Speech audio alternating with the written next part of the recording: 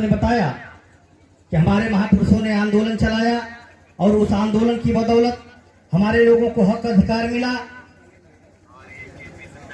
तो सवाल ये खड़ा होता है कि हमारे महापुरुषों ने जो आंदोलन चलाया वो आंदोलन किनके विरोध में था या किनके समर्थन में था?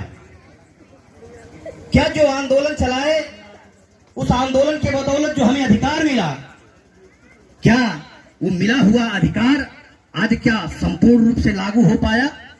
अभी हमारे साथी बता रहे थे कि उस समय की आवश्यकता थी।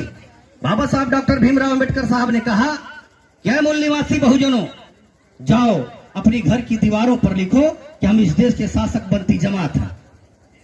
ऐसा बाबा साहब अंबेडकर ने कहा। तमाम हमारे साथी इस बात को बोलते।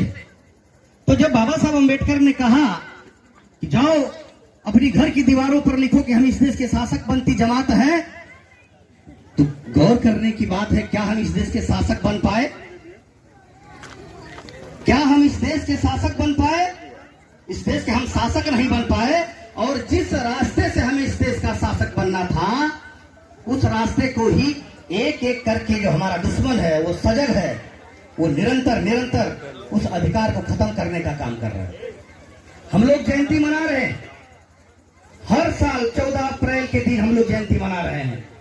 हम इधर जयंती मना रहे हैं और उधर हमारा जो दुश्मन है वो हमारे मिले हुए अधिकारों को, जो बाबा साहब डॉक्टर भीमराव अंबेडकर साहब, माननीय कांशीराम साहब, ज्योतिबा फूले और पेरियार ललई सिंह यादव, तथागत गौतम बुद्ध ने जो संघर्ष करके हमको जो अधिकार दिया, वो अधिकार एक एक करके उधर दुश्मन खत्म करता चला जा रहा है।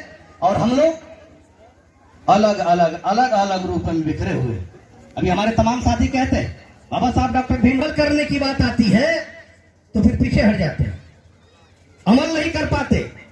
शिक्षित बनने के बाद बाबा साहब अम्बेडकर ने जो कहा था संगठित होने के लिए, तो संगठित होने की जगह जो है संगठन बना करके अलग अलग हो गए। संगठित होने की जगह संगठन बना करके हमारे लोग अलग अलग हो गए। कैसे? जो हमारा जो दुश्मन है, जो ब्राह्मण है, अभी हमारे लोग कहते हैं कि आप लोग तो खुलेआम मंच से बोलते हैं। हमने कहा हम लोग इसलिए खुलेआम बोलते हैं क्योंकि हम लोग सही बात बोलते हैं। कुछ लोग कहते हैं कि जब हम बात रख करके अपनी बातों को रखते हैं, रखने के बाद जब आते हैं नीचे तो कहते हैं कि आपने बहुत अच्छी बात बोला।